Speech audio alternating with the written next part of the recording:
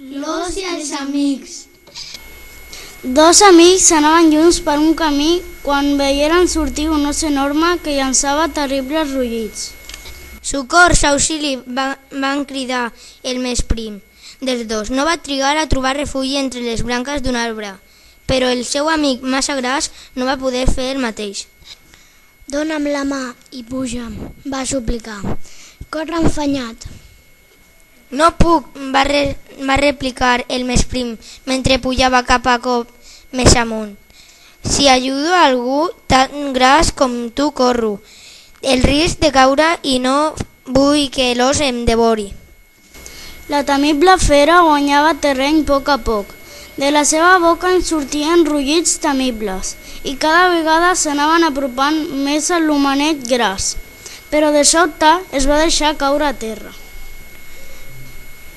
«He sentit a dir que un os mai ataca a un cadàver», es va dir per a ell el viatger. «Em faré el mort». Immòbil es va fer el mort. Mentre l'os s'anava ensumant, després l'animal se'n va anar realment convençut que l'home estava mort. Quan l'os se n'havia anat, l'altre viatger va baixar de l'arbre i li va dir al seu amic: «Has tingut molta sort. Te n'has escapat pels pèls. Em pregunto que què se n'haurà anat l'os. Fins i tot m'ha semblat que et xiulejava alguna cosa a l'orella». Va dir: «Què t'ha dit?» «L'os m'ha recomanat que no torni a viatjar. D'ara endavant amb algú que només pensa en si mateix».